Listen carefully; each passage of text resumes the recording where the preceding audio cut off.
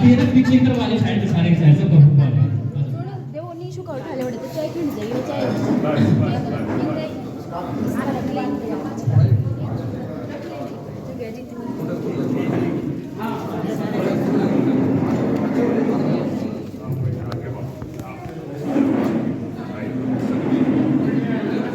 तब मैं शेरे के अंदर जाता था। मैं कहीं खुद रेसलर रहा हूँ। मैं खुद रेसलर था। मैं घोड़ा गांव से बिलोंग करता हूँ। अपने गांव के अंदर मैं 200 बच्चों को रखता था जो अलग अलग फोर्सों के अंदर गए और वो काबिल हुए। और तो आप सब लोग जो हमारे ये कोच साहब है, इसी की तरह समाज के जो बच्चे रेसलिंग के अंदर है, पढ़ाई के अंदर है, किसी अगर कोई बच्चा पढ़ नहीं सकता तो पहलवान पढ़ सकता है, वो कोई भी गेम कर सकता है। मुद्रा से अंदर मतलब संविधान सभा के मेंबर चुने गए। उनका नाम प्रपोज करना था एमएलए ने, उनका सेकंड करना था किसी एक एमएलए ने, और फिर उनका थर्ड करना था, यानी कि जैसे हम कहते हैं मैं इसका वो करता हूँ, और वो जब जाके वो अधिकारी होता था चुनाव के लिए। तो उस चीफ मिनिस्टर ने कहा कि भाई बोलो आप क्या कहना चाहते हैं, मैं आपको मदद करूँगा। कहना जी एक सिर्फ ये है कि बाबा साहब डॉक्टर भीमराव अम्बेडकर को कॉन्स्टिट्यूंट असेंबली में भेजना है, और बाकी हम नहीं मतलब विश्वास पाए, इसलिए मेरी आपसे भारत के में आ गए ये बाबा भीम हमारे। आज जो इस बेटे ने काम किया वो कौन सा किया है? तुझे तोरी हमने हिम्मत जगाई, तुझे तोरी हमने हिम्मत जगाई, ये बेका भूत हटा गए ये बाबा भीम हमारे, ये बेका भूत हटा गए ये बाबा भीम हमारे, ये भारत के में आ गए ये बाबा भीम हमारे, भारत के में आ गए ये बाबा भीम हमारे। भैका भूत नहीं, पढ़ने के साथ साथ इस बेटे ने वो हिम्मत भी दिखाई है जिससे आज गोल्ड मेडल जीत कर लाई है। वो भैका भूत हटा गए बाबा भीम हमारे, के में आ गए ये बाबा भीम हमारे।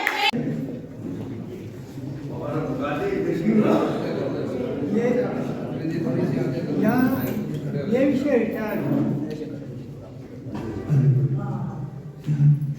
इंडियन नेवी से रिटायर हूँ और मैं वहाँ बॉक्सिंग में 7 साल तक नेवी का चैंपियन रहा। उसी के लिए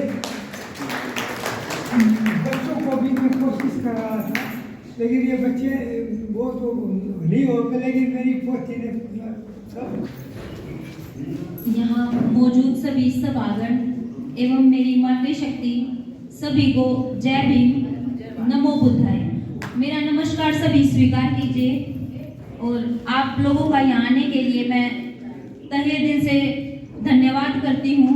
अपना कीमती समय आज के दिन देने के लिए, क्योंकि कई लोगों के पास तो आज भी समय नहीं है।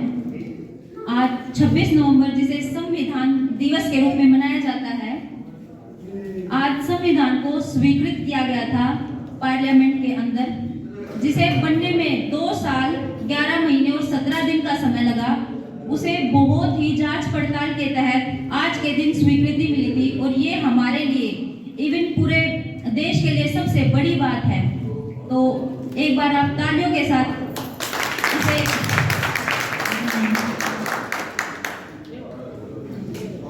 तो यहाँ सभी मौजूद हैं। मैं कोई अगर मेरी कोई बात गलत लगे तो प्लीज मुझे माफ करिएगा।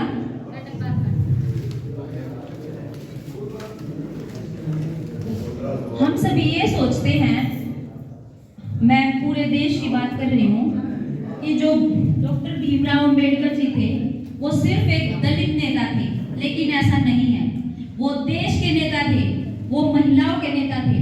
उन्होंने हर समाज की महिलाओं के लिए वो परोपकार किए हैं जो कि ना ही तो आज तक कोई कर पाया है। आज हमारी बेटियां और मेरी माताएं जब कोई भी उपलब्धि हासिल करती हैं, अगर वो शादीशुदा है तो वो अपने पति को उसका श्रेय देती हैं। अगर वो वरना वो अपने पिता को देती है। लेकिन वो एक बार भी ये नहीं सोचती कि आज वो जहाँ खड़ी हैं वो सिर्फ बाबा साहेब की वजह से है,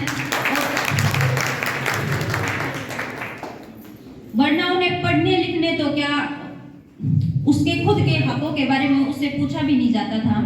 तो हमें एक बार तो मैं सभी से ये विनती करना चाहूंगी कि एक बार तो इनके बारे में जरूर सोचिए। ये सोच के नहीं कि ये दलित नेता है, नहीं, ये देश के नेता है। इन्होंने हमारे लिए बहुत काम किए हैं। इन्होंने जातिवाद को खत्म किया है और हम इन्हें जाति में डाल देते हैं। इसका मतलब हमारी सोच विकसित नहीं है। इसका मतलब जो हम पढ़ाई कर रहे हैं वो ठीक ढंग से नहीं कर रहे हैं।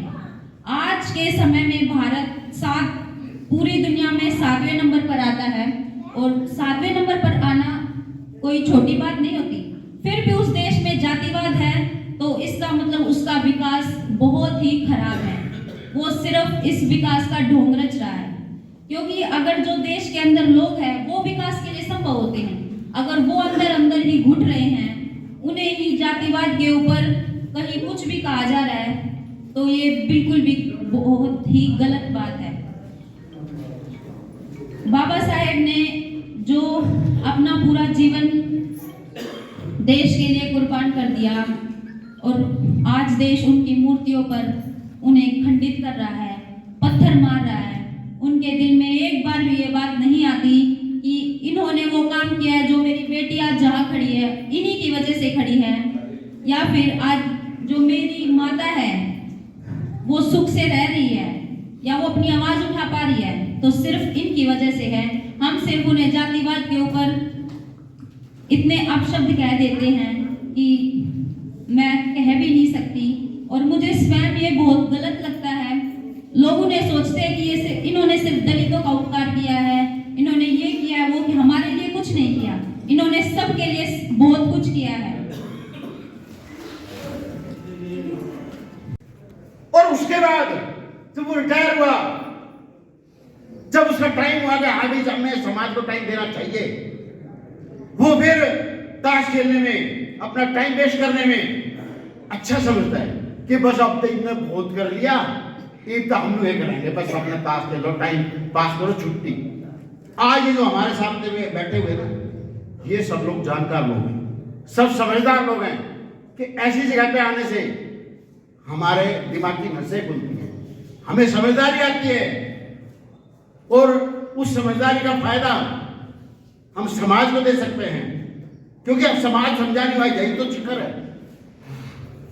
जब ये चीज हो जाएगी तो मेरी जो अभी कोई नौजवान के बारे में बात आई थी कि वो लोग नहीं चाहते, असल में क्या है कि जो हमारी नौजवान पीढ़ी है ना उसको पता ही नहीं है, क्योंकि जब उसके माँ बाप उसको बताते नहीं तो उसकी पीढ़ी कहाँ समझेगी। किताबें वो वाली पढ़ेगी नहीं, क्योंकि अलग किताबें, बाबा साहब की किताबें तो अलग से खरीद के पढ़नी पड़ती है, सिलेबस में दैनिक थोड़ा बहुत है, असली बात उसमें लिखी हुई है। तो मेरा आपसे ये गुजारिश है कि आप सब लोग अपने बच्चों को तो शिक्षित करें, वो तो शिक्षा ग्रहण कर रहे हैं, वो ग्रेजुएशन और ये डॉक्टरी डिग्री और ये सब तो ले रहे हैं, वो तो है, लेकिन बाबा साहब की असली शिक्षा उनकी किताबों में है, वो आप लेके उनको पढ़ाएं, और आप भी जो है ना एक दूसरे से राजनीति की बातें करें। बाबा साहब ने कहा था जाओ अपने दीवारों पे लिख लो तुम इस देश के शासक होंगे, मगर कहाँ है, कौन जानता है। वो कह रहे हैं राजनीति तो अच्छा है, जो हमने राजा बनाने लग गया, हमारे राजनीति जो कर रहे हैं, और हम किस राजा बनेंगे, राजा बन सकते हैं, फार्मूला काशीराम साहब ने दिया, लेकिन हम उनकी बातों को छोड़ के जो और किसी की बेकार की बातें बाहर आती है, वो खासकर अभी तो मैं ये देख रहा हूँ, लोग पैसे के 2-3 हजार रुपए को देने वाला भी आ जाता है, उससे पैसे ले भी लेते, कोर्ट में डाल देते। सबसे बुरा काम ये कर रहे हैं कि वो अपने बच्चों की नौकरी के लिए बात कर रहे हैं, वो नहीं सोच रहे अपने बच्चों को नौकरी कैसे मिलेगी, क्योंकि जिसने ऐसा काम किया है वो आपके बच्चों की नौकरी के लिए काम नहीं करने वाला। आपके बच्चों की नौकरी पीएसपी से मिलती, कोई लोग कह देते हैं ईद तो नौकरी ना रही, इस सरकार ने खत्म कर दी, भाई तुम 2-3 में अगर छोटी मोटी चीज में 5 किलो के उमेर इस तरह वो डालोगे तो भाई थारी नौकरी देनी तो चाहिए ना। नौकरी अपने बच्चों को देनी है तो उसके लिए बीएसपी है। मैं ये बात इसलिए कह रहा हूं कि साथ में ये करिए बढ़ाइए। हाँ बस ये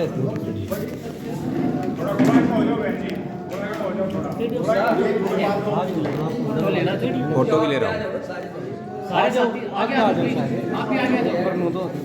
सभी साथी आगे आइए। अलका अध्यक्ष जी आइए।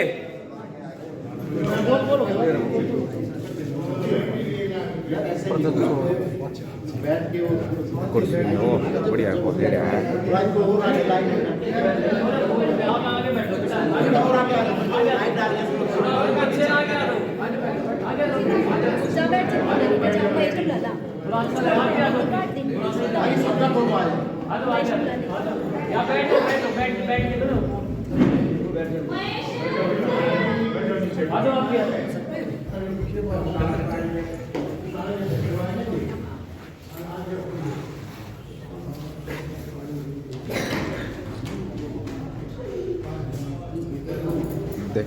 श्रीनिवास जी वो सभी दांत कहाँ है लेके आइए।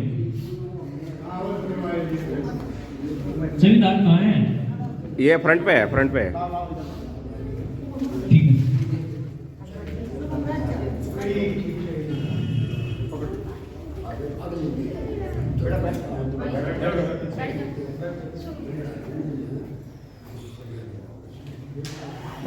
थोड़ा 2-4 नारे लगाएंगे।